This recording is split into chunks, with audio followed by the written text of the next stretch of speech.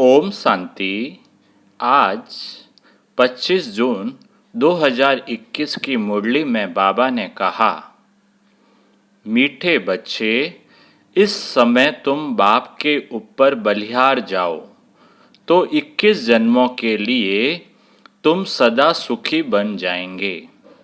प्रश्न है आज की मुरली का, ज्ञानी बच्चों को अपनी अवस्था ठीक रखने के लिए कौन सी आदत पक्की डालनी चाहिए?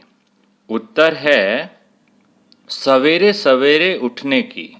सवेरे सवेरे उठकर बाबा की याद में बैठना, यह बहुत अच्छी धारणा है।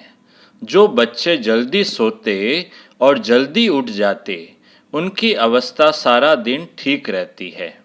अज्ञानियों की नींद से ज्ञानी बच्चों की नींद आधी होनी चाहिए। 10 बजे सो जाओ, 2 बजे उठकर बैठो। गीत है आज का, मुझको सहारा देने वाले। अब सुनते हैं मुरली विस्तार से। ओम शांति। बच्चे सब कुछ सम्मुख बैठे हैं तो जानते हैं हम जीव आत्माएं हैं। यहाँ तो जीव आत्माएं होगी ना। जब आत्मा को शरीर नहीं है तो नंगी है, उसको अशरीरी कहा जाता है। तुम तो शरीर के साथ बैठे हो। आत्मा व परमात्मा जब तक शरीर में न आए तो बोल न सके। तुम जीव आत्माएं जानती हो, अब बाप के सम्मुख बैठे हैं। हूबहू जैसे 5000 वर्ष पहले सम्मुख आए थे, बच्चे जरूर बाप से वर्षा ही लेंगे। जानते हैं हम अपने परमपिता परमात्मा बेहद के बाप के सम्मुख बैठे हैं। क्यों बैठे हैं? बाप से बेहद का वर्षा लेने। जैसे स्कूल में समझते हैं हम टीचर द्वारा इंजीनियरी बैरिस्टरी सीखते हैं, ये एम ऑब्जेक्ट रहती है। तुम बच्चे समझते हो परमपिता परमात्मा हमको ब्रह्मा के तन से बैठ राजयोग सिखलाते हैं। भगवानुवाच। यह तो बच्चों को समझाया है कि भगवान निराकार को कहा जाता है। जीव आत्माएं पुनर्जन्म जरूर लेती है। कोई भी सन्यासी से तुम पूछो मनुष्य पुनर्जन्म लेते हैं तो ऐसे नहीं कहेंगे कि नहीं लेते हैं, नहीं तो 84 लाख जन्म कैसे कहते। पूछो तुम पुनर्जन्म को मानते हो? यह तो बरोबर है। आत्मा संस्कार अनुसार एक शरीर छोड़ फिर दूसरा लेती है।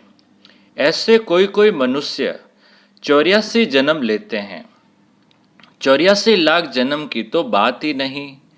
पहला जन्म जरूर बहुत अच्छा सतो प्रदान होगा, लास्ट छी तमो प्रदान होगा। 16 कला से फिर 14 कला, 12 कला होती जाएगी। पुनर्जन्म जरूर लेते हैं। पूछना चाहिए, अच्छा परमपिता परमात्मा पुनर्जन्म लेते हैं व पुनर्जन्म रहित है? देखो यह पॉइंट बहुत सूक्ष्म है। अगर कहेंगे जन्म मरण रहित है तो फिर शिव जयंती सिद्ध नहीं होती। कहेंगे शिव जयंती तो मनाई जाती है, समझाया जाता है।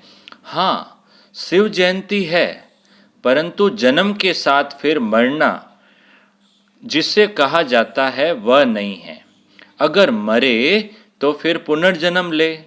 बाप कभी पुनर्जन्म नहीं लेते, वह इस तन में एक ही बार आते हैं, बस फिर पुनर्जन्म में नहीं आते। कब आते हैं? संगम युग पर। परमपिता परमात्मा पुनर्जन्म रहित है। वह कभी सतो प्रदान से तमो प्रदान नहीं बनते हैं। आत्माएं तो सब जन्म मरण में आते आते पतित बन जाती है। फिर बाप आते हैं पावन बनाने। इससे सिद्ध होता है आत्मा ही पतित होती है, आत्मा घर से पावन आती है, फिर माया पतित बना देती है। बाप तो कभी पतित नहीं बनाएंगे। बाप कभी भी बच्चों को गंदी मत नहीं दे सकते। इस समय के मनुष्य पतित मत ही देते हैं। अब पावन बाप कहते हैं कि पतित नहीं बनो, अर्थात विकार में नहीं जाओ। रावण की मत से दुखधाम बन गया, पहले सुखधाम था। ऐसे नहीं बाप ही सुख दुख देते हैं, नहीं, बाप कभी बच्चों को दुख का मत दे नहीं सकते, माया ही दुख देती है। उस माया पर जीत पाने से तुम जगत जीत बनते हो। मनुष्य माया का अर्थ नहीं समझते, वह धन को माया कह देते हैं। कहते हैं ना, इनको माया का नशा बहुत है, परंतु माया का नशा होता नहीं, वहाँ रावण का भूत बनाकर जलाते हैं। भूत तो दुश्मन का बनाया जाता है। रावण राज्य शुरू होता है आधा कल्प से, देह अहंकार आने से फिर और विकार आ जाते हैं। शास्त्रों में लिखा हुआ है, देवताएं वाम मार्ग में अर्थात विकारों में जाते हैं, माया के वश होने से परवश बन जाते हैं, परमत पर चलते रहते हैं। अभी तुम चलते हो श्रीमत पर। परमत माना माया की मत, श्री अर्थात श्रेष्ठ मत है बाप की, वह है रावण की मत। परमत इसलिए बाप ने कहा है, आसुरी संप्रदाय जब रावण की जंजीर में बंधे हुए दुखी है। मनुष्यों ने सत्यों की आयु लाखों वर्ष समझ ली है। तुम तो हिसाब बताते हो, 5000 वर्ष कैसे है। क्राइस्ट को 2000 वर्ष हुआ, बुद्ध को 2250 वर्ष हुआ, फिर इस्लामी को 2500 वर्ष हुआ, सबको मिलाकर आधा कल्प हुआ। उनके पहले तो देवताओं का राज्य था, फिर देवताओं को लाखों वर्ष कैसे कह सकते हैं। इतने मनुष्य होते फिर तो मनुष्य बहुत हो जाते, इतने तो है नहीं, 5000 वर्ष में ही करोड़ों मनुष्य हो जाते हैं। कहते भी हैं, क्राइस्ट के 3000 वर्ष पहले भारत में आदि सनातन देवी देवता धर्म था। 5000 वर्ष पूरे हो जाते हैं, नाटक पूरा तो होता है ना। इन बातों को कोई जानते नहीं। मैं जो हूँ जैसा हूँ, यह चक्र फिरता है, कोई जान न सके। बाप ही समझाते हैं, यह है गीता एपिसोड।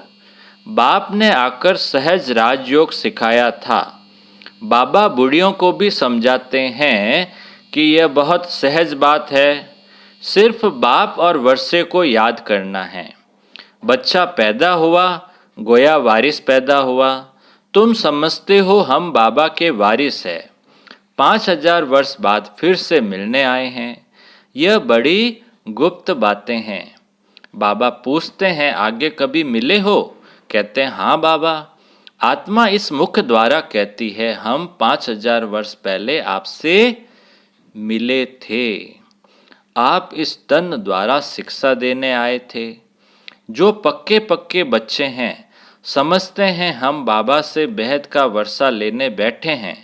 हम बेहद के बाप के बने हैं ब्रह्मा द्वारा। बाप कहते हैं, मुझे पहचानते हो? मैं तुम्हारा बाप हूँ। तुम कहेंगे, हाँ बाबा, हम आत्माओं के आप परम पिता परमात्मा बाप हो। बाप भी कहते हैं, तुमको हमने स्वर्ग में भेजा था, वर्षा दिया था, फिर माया ने छीन लिया, फिर अब मैं देता हूँ। माया वर्षा छीनती है, बाप दिलाते हैं। यह अनेक बार खेल हो चुका है, होता रहेगा, अंत नहीं है। बाप के बनते हैं, फिर कोई सगे कोई लगे, कोई सौतेले कोई मातेले बनते हैं। कच्चे पक्के तो है ना, पक्कों को भी कभी माया एकदम जीत लेती है। बच्चे कहते हैं, बाबा हम जब तक जिएंगे आपसे वर्षा लेते रहेंगे। विकर्मों का बोझा सिर पर बहुत है, तो जितना तुम याद में रहेंगे उस योग अग्नि से तुम पाप आत्मा से पुण्य आत्मा बनते जाएंगे। आग चीज को पवित्र करती है, तुम्हारी है योग अग्नि। यह बेहद का यज्ञ है। बेहद के सेठ ने बेहद का यज्ञ रचा है। इतने वर्ष कोई भी यज्ञ चलता नहीं है। 7-8 रोज व 1 मास के लिए यज्ञ रचते हैं। तुम्हारा यह यज्ञ तो कितने वर्षों से चल रहा है। बाप तो सुनाते रहते हैं, कहते हैं भूल मत जाना, सिर्फ मुझे याद करो तो तुम्हारे जन्म जन्मांतर के विकर्मों का बोझा कटता जाएगा। भगवानुवाच, मुझ अपने बाप को याद करो, जरूर आया हुआ है, तब तो कहते हैं ना। बाप कहते हैं अब तुमको वापस जाना है, तुम्हारी आत्मा इस समय बहुत पतित है। अब तुम जानते हो योग से हम पावन बनते जाएंगे। तुम्हारी तो प्रतिज्ञा है कि आप जब आएंगे तो और संग जोड़ और संग तोड़, तुम संग जोड़ेंगे। तुम पर वारी जाएंगे, स्त्री पुरुष पर और पुरुष स्त्री पर बलिहार होते हैं। यहाँ है बाप पर बलिहार जाना। शादी में एक दूसरे पर बलिहार जाते हैं ना। अब बाप कहते हैं तुमको कोई मनुष्य पर बलिहार नहीं जाना है। तुम्हारी प्रतिज्ञा है आप पर बलिहार जाऊंगी। आप हमारे पर बलिहार जाओ तो 21 जन्म तुमको सदा सुखी बनाऊंगा। कितना भारी वर्षा है, श्रीमत से तुम श्रेष्ठ बनेंगे, यह भूलो मत। लक्ष्मी नारायण का चित्र भी घर में रख दो। हम बाप से ये वर्षा ले रहे हैं। बाप परम धाम से आए हुए हैं, परंतु माया चील भी कम नहीं है। सबकी बात नहीं है, परंतु नंबरवार है। कोई तो एकदम भूल जाते हैं कि हम बाप से वर्षा लेते हैं। यहाँ बैठे हैं तो नशा चढ़ता है, यहाँ से बाहर निकला और भूला, फिर सुबह को रिफ्रेश होते हैं, फिर सारा दिन भूल जाते हैं। 4-5 वर्ष रहकर अच्छी सर्विस करने वाले भी आज देखो नहीं हैं। कुछ अवज्ञा की है तो माया ने जोर से थप्पड़ मारा और चले गए। बाबा कह देते हैं, चढ़े तो चाखे प्रेम रस, गिरे तो चकनाचूर। देखते हो कैसे चकनाचूर हो जाते हैं। बैकुंठ में तो जरूर चलेंगे, परंतु पद तो नंबरवार है ना। भल वहाँ सब सुखी रहते हैं, फिर भी मर्तबे तो है ना। स्कूल में मर्तबे पाने के लिए ही तो पुरुषार्थ करते हैं, ऐसे नहीं प्रजा ही सही। जो तकदीर में होगा नहीं, इसको तमो प्रधान पुरुषार्थ कहा जाता है। सतो प्रधान उनको कहेंगे जो बाप से पूरा वर्षा लेने की प्रतिज्ञा करते हैं। यह घुड़दौड़ है, सभी नंबर 1 तो नहीं जाएंगे। यह ह्यूमन रेस है। तुम चाहते हो हम जल्दी शिव बाबा के गले में पिरो जाएं, तो उनको याद करना पड़े। सारा मदार किस पे है? सारा मदार याद पर है। माया विघ्न ऐसा डालती है जो एकदम रेस से निकाल देती है। तुम्हारी ह्यूमन रेस है। आत्मा कहती है हम बहुत दुखी हुए हैं, शरीर लेते लेते बहुत तंग हुए हैं। कहते हैं अब जाए बाबा के पास। बाबा ने युक्ति तो बतलाई है।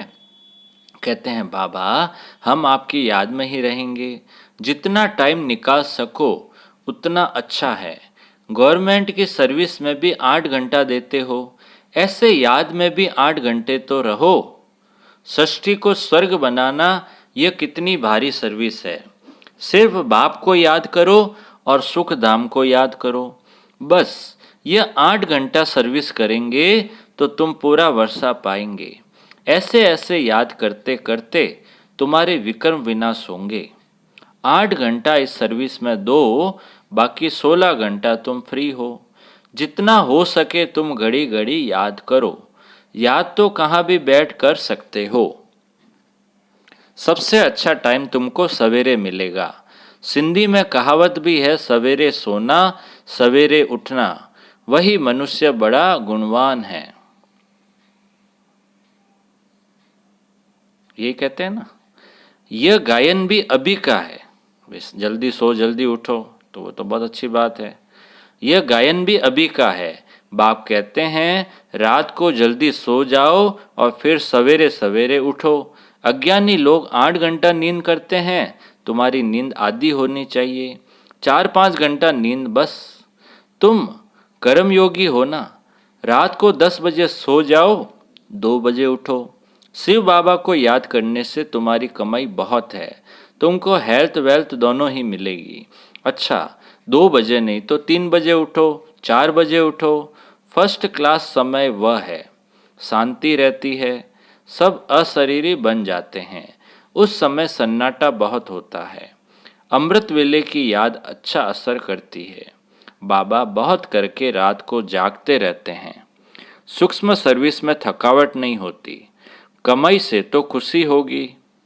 तुम बच्चे सवेरे उठ अपनी अविनाशी कमाई करते रहो। कोई भी कमाई जब होती है, जब तो बहुत खुशी होती है। तो बाबा कहते हैं तुम बच्चे सवेरे उठ अपनी अविनाशी कमाई करते रहो।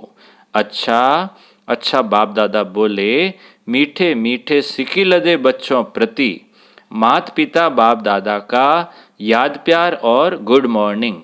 रूहानी बाप की रूहानी बच्चों को नमस्ते। हम रूहानी बच्चों की रूहानी बाप दादा को याद प्यार गुड मॉर्निंग और नमस्ते नमस्ते नमस्ते सदा रहेंगे हंसते हंसते, बन जाएंगे फरिश्ते। वाह बाबा वाह, वाह मेरा भाग्य। अब पूरे मुरली में से धारणा के लिए जो मुख्य सार है, पहला पॉइंट, 21 जन्म सदा सुखी बनने के लिए एक बाप पर पूरा पूरा बलिहार जाना है। श्रीमत से श्रेष्ठ बनना है। मनमत व परमत को त्याग देना है। कोई अवज्ञा नहीं करनी है। दूसरा, सवेरे सवेरे उठकर याद में बैठ कमाई करनी है। सृष्टि को स्वर्ग बनाने की सर्विस कम से कम 8 घंटा जरूर करनी है। अब मीठे बाबा का मीठा वरदान है, देह के भान को अर्पण कर समर्पण होने वाले योग युक्त बंधन मुक्त भव। देह के भान को अर्पण कर समर्पण होने वाले योग युक्त बंधन मुक्त भव। विस्तार, जो देह अभिमान को अर्पण करता है उनका हर कर्म दर्पण बन जाता है। जैसे कोई चीज अर्पण की जाती है तो वह अर्पण की हुई चीज अपनी नहीं समझी जाती है। तो देह के भान को भी अर्पण करने से जब अपनापन मिट जाता है तो लगाव भी मिट जाता है। उन्हें ही संपूर्ण समर्पण कहा जाता है। ऐसे समर्पण होने वाले सदा योग युक्त और बंधन मुक्त होते हैं। उनका हर संकल्प हर कर्म युक्ति युक्त होता है। स्लोगन है, सर्वशक्तिमान को साथी बना लो तो सफलता आपके चरणों में आ जाएगी। सर्वशक्तिमान को साथी बना लो तो सफलता आपके चरणों में आ जाएगी। अच्छा, ओम शांति।